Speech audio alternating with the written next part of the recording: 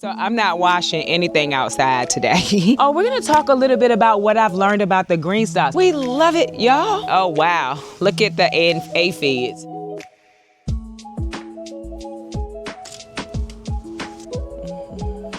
Hello, welcome to Yellow Door Urban Homestead. I am Asia and I'm an urban gardener growing in a small space out in my backyard. Had to grab the tripod. Didn't think that through. Anywho, today we are going to start harvesting stuff, y'all. We're going to start with the Greenstalks first though, because I feel like they've grown so well. Well, let me turn y'all around. They've grown so well. And what I do not want is to have a whole bunch of stuff that I harvested just to say I had a really nice harvest on YouTube and then don't get around to preserving it. So we're gonna start with the Greenstalks first. Oh, by the way, I moved the pink Greenstalk over here with the rest of the leafy greens, and then I put the onion Greenstalk in front of it because my sun comes from this side and I feel like my onions were getting shaded. So we moved the blackberry Greenstalk right here. Sorry that I'm in the light, but I gotta come out when it's warmer. So yeah, we put the purple Greenstalk here, blackberry Greenstalk here so that they can get more sun. And I'm hopeful to get a better production of onions, or harvest, of onions when it's time for me to harvest those. But today we are going to go ahead and harvest the stuff out of the Greenstalks. Anything that it can be harvested, we're gonna use the cut and come again method. I'm taking a lot of the lettuce. We're gonna have a salad tonight with some farmer focused chicken, some bacon, some eggs in it. It's gonna be so delicious. So that's my plan, and that's what we're about to do. I need to clean this table. Now I'm gonna tell y'all right now, I'm not using this sink because it's cold. My hands are already cold. I have heated gloves, but I think it would make it harder for me to harvest from these right now if I use the heated gloves. So I'm not washing anything outside today. We will wash that stuff inside. But I am gonna clean the table off because that's where I'm gonna kind of lay everything at, and then I'll move it into the house because I want to keep things separate. Not that I think the kale or anything tastes that much different, but I do want to keep it separate just for preservation purposes, because we definitely will not be eating all of this today. But I want to harvest it so that the plant knows to grow more. Also, things are getting shaded. Oh, we're gonna talk a little bit about what I've learned about the Greenstalks. If y'all remember, there was a whole thing I had going on in my own head about fertilizer from the top. This weekend, I did it, I paid attention, and I think I'm fine to fertilize from the top. Now, let me just be clear. The only reason why I tried it is because I got tired of lifting the can to water each pocket. And so I had a Greenstalk, this black one, matter of fact, where I could actually see the water running through the gray tray and from each tier. And so I was very happy to see that. I'll be watering and fertilizing from the top at this point. Not that everything is super level, but it's level enough. Oh, I can tell you now, the snow Greenstalk will be available November the 20th. And another thing that Greenstalk is doing for Black Friday, every day something different will be on sale. I'll put it up on the screen. I also do a community post. So if you're interested, you can look at it, see what you might want to have, what you might want to get if you're interested. And not telling anybody to buy anything, just saying if you're interested, I'm gonna put it out there. You can use the link in my description. It's a new link from before. And then also, you can use my code YellowDoor10 as well, but you're not gonna see that down in the description anymore. But I just want to let y'all know that that is coming up. November the 20th is when it starts, and it goes to December the 1st, I think. So I have all of the information in the community section in case you're interested. But let me get a rag that I put hot water from inside of the house on, wipe this table down, and then we're gonna start harvesting. Also thinking about doing a video where I am preserving this stuff inside. Y'all let me know if that's something that you're interested in seeing.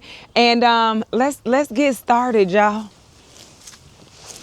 This table is coming in handy for more than just the sink. So I fertilized yesterday, and I had been saying, like, all of this bending over to fertilize is crazy. Like, to put the fish emulsion into the container. And yesterday I used this table. I set everything up here on this table, and I didn't have to bend over.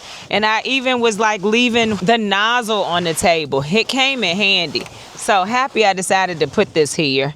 Only reason why I'm wiping this down is because there was actual fish emulsion on the table. I'm still gonna go get some baskets, but you know. All right, that's done. And I'll probably leave this rag out here. I did bring a dish towel out here, but I'll leave this rag on the sink too. Gonna put my boots on real quick, but I had thought about something, or not thought about it, I noticed it. When I have on more sturdier shoes like my boots, it's not nearly as hard for me to pump the sink up. So I just want to throw that out there because I know in the video, like I was having to put all of my weight on it, but it's because I had on Crocs. And so when I put on my actual boots, I don't have to worry about that. So we love that for me, y'all. I used it over the weekend, right? When I was out here, we had some really bad winds. So I wasn't out here a lot, but I used it over the weekend and I was like, oh, if you have on real shoes, that's not a big deal. I was like, okay, good to know. So let's get to harvesting, y'all. I'm excited. It's finally harvest time. I harvested collards last night just off of 5 plants. The, what do you call them? The Top Bunch 2.0s. I harvested some because I wanted some collards so bad last night and they were absolutely delicious. So still saving them for Thanksgiving, but we definitely ate some last night. All right, y'all. So what is growing in this one blackberry Greenstalk? So first of all, this is the 5 tier. So you got 5 tiers with 6 pockets. So there's 30 plants growing in this 2 square feet of space. Most of what's in this one is kale, lettuce, we got celery at the bottom, and I think that's pretty much it in here. Kale, lettuce, and celery. But look at all the food you can grow in one Greenstalk. So I think what we're gonna start with is the kale. So this up here is Lacinato kale, and it's a really tasty kale for kale chips. I also will put it in a zuppa toscana soup. I don't know if y'all have ever had it, but it is potato, sausage, kale, and like a cream-based soup. And I learned of it from Olive Garden, and I absolutely loved it. And then I went and found a copycat recipe.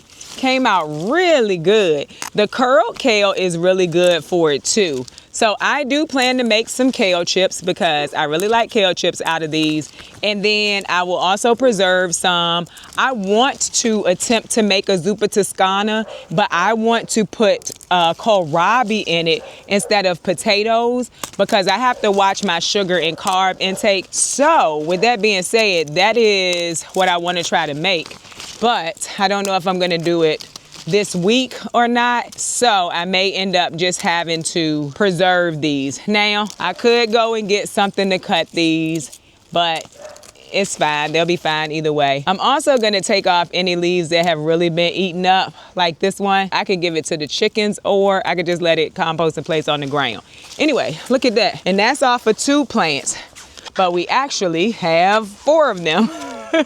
So we're gonna keep going around, and anything that's no good, once I get them inside to clean them, either put them in the meal or I will save them for worm food, or I will give them to the chickens.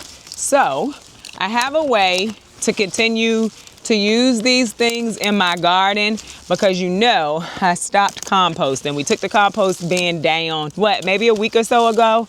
I was happy to see it go. I'm not even gonna lie to y'all. But you see all this food you can grow, and kale is very easy to preserve. So this is something that you could have for the summer when maybe if in your area you cannot grow kale, you can have it preserved. I freeze mine and it works out really well. I think though that you can dehydrate kale into kale chips too. Haven't ever tried that, but see, we're gonna leave this stick or piece of the plant is what I mean, stalk. We're gonna leave the stalk and it's gonna grow back again. And that's also why I put these at the top, because I've seen Lacinato kale grow like a tree. So I put them at the top for that very reason. And I can stake them if I need to and keep them growing all season. That one's kind of yellow. Y'all, look at all of that. We love it. I'll go ahead and slide this in a basket because we got a lot more to get. But look at all of that. We got a lot to preserve too. That's pretty awesome. So let's talk a little bit about what I've learned about Greenstalks. since I started growing in them. I want to say May of this year I started growing in Greenstalks. It was May or June. I really can't remember. But let's first start with the fertilizing, because it's something that I kept talking about, and I was saying it just felt like I would be overly diluting the fish emulsion. And so when I said overly, well, I was just saying diluting, and people were saying you have to dilute it anyway. But my thought was, if I put the fish emulsion in here and then keep running water to make sure that it moves through the Greenstalk, I felt like I would be overly diluting it. But what I found out yesterday, because I could see the gray trays and I could see the holes coming from each level, is that I don't have to continue to run water through it. I diluted it in my 2-gallon watering can, and then I poured that into the top. What I noticed was, even without me adding more water to it, it was still dripping all the way to the bottom. So I feel very confident that I can just water with the 2-gallon can and it's gonna move through. In this case, like on this Greenstalk, I put it through twice just to make sure that all of these plants were getting that nutrition, because they're so big. But like, let's say over here in the black Greenstalk, where all we really have is some small shallots, I only put it through one time. But this is the Greenstalk that allowed me to see exactly how it works. It's how I learn. I have to see it to learn. So I was able to see that I put the water here. I was able to see it drip from every one of these tiers, but up under here is a gray tray. That's where it goes and sits, and then it goes down into the middle portion of the soil too. I was able to see all of it move through this Greenstalk.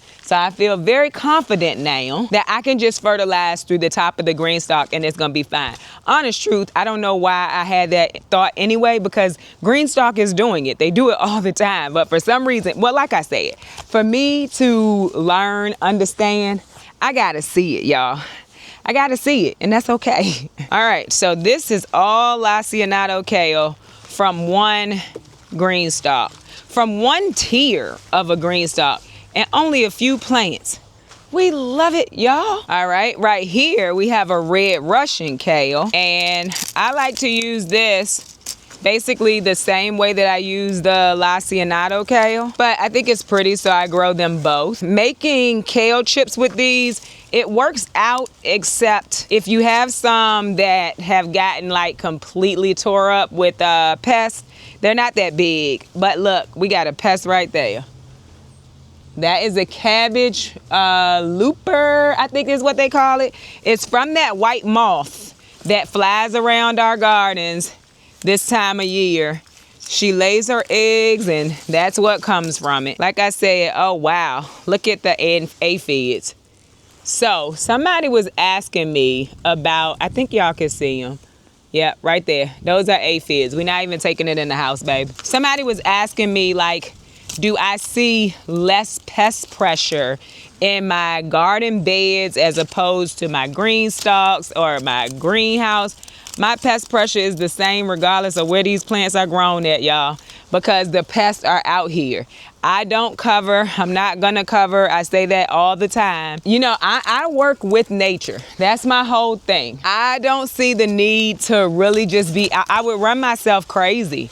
And for the most part, you saw that one leaf that was full of aphids, but the whole thing wasn't full of aphids, and I am gonna get a harvest of it. I'm just not gonna run myself crazy because I don't want to cover. It would just make me not want to garden.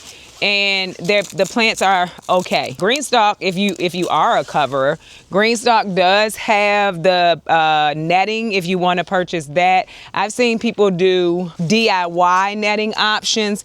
I don't do any of it just because, like I said, I'm just not gonna go out of my way to do it. That's just me, and I'm not telling anybody else not to. So we didn't have a lot of red Russian kale, but that's the red Russian kale harvest. So we'll just slide it right here in this basket and keep going. So another thing that I have noticed with the Greenstalks in my backyard is that the bottom of my Greenstalk stays more moist. That bottom tier stays more moist than the top tiers. And so for me, I will be growing things that like moisture. So like celery, as I understand it. It's my first year growing it. It likes moisture and it's growing really well on the bottom tier. So that's where I will be growing celery from here on out, because it's done so well this year. This is a curly kale, I do believe. Curled leaf kale, something like that. Oh my goodness, y'all. You see all them aphids? Not going in the house with me though.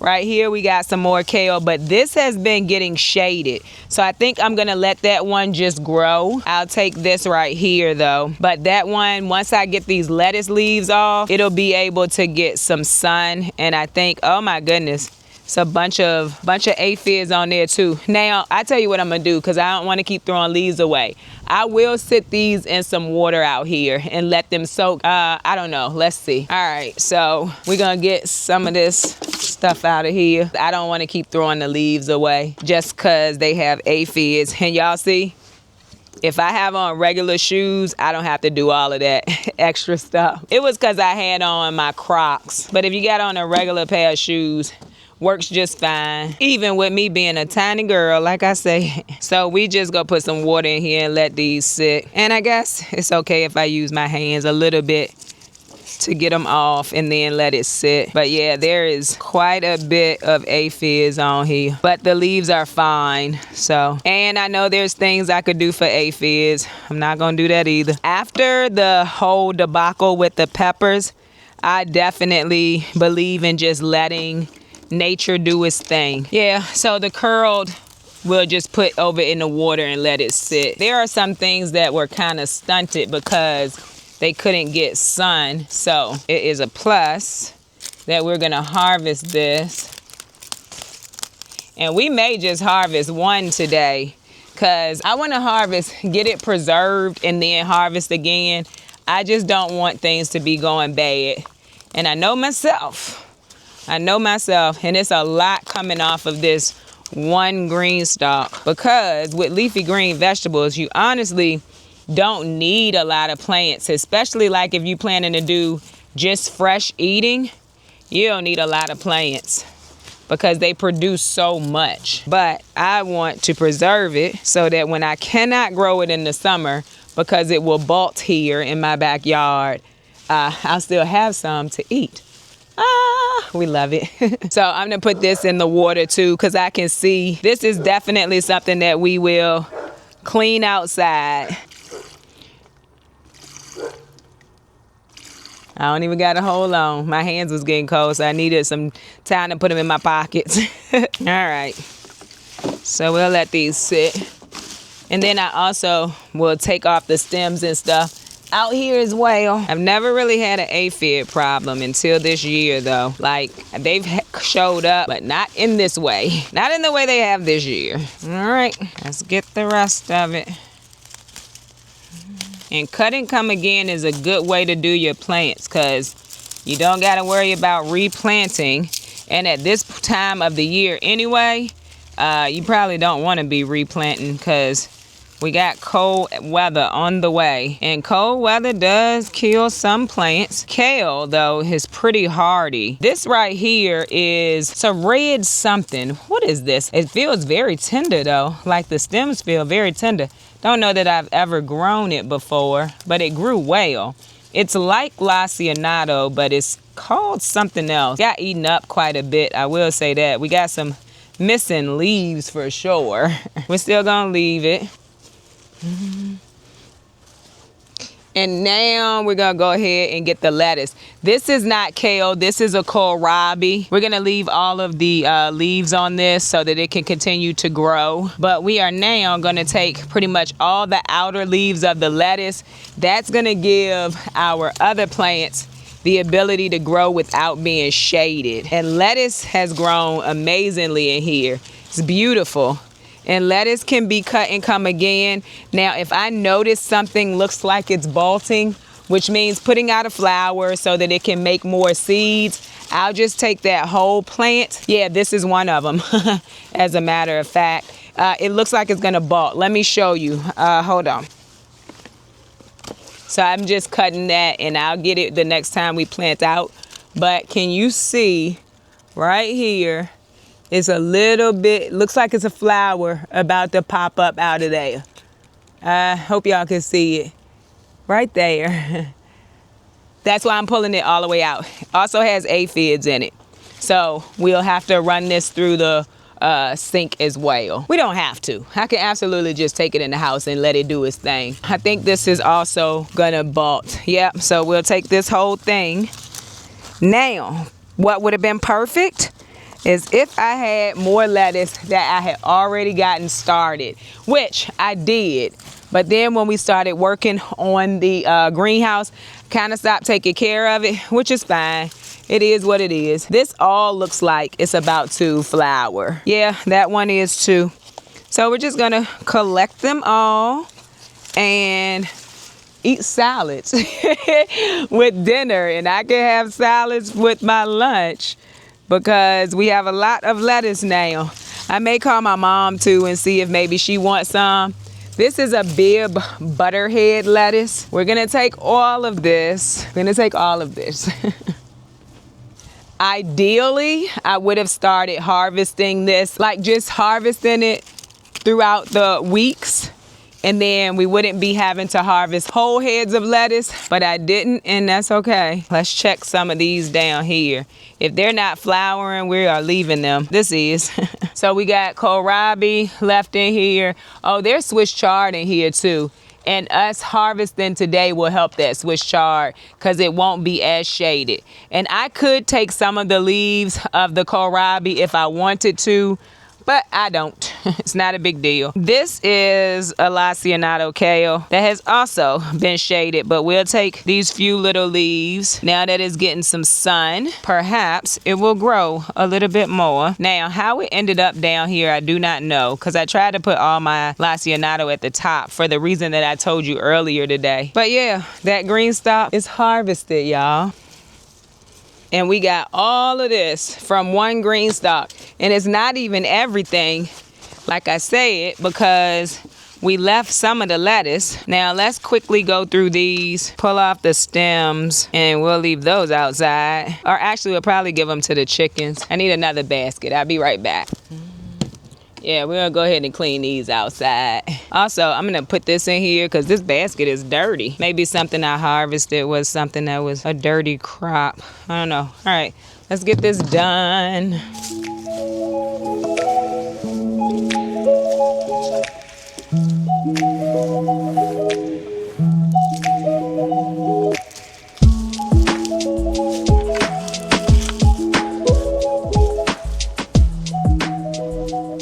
All right, my hands are cold, but it was worth it.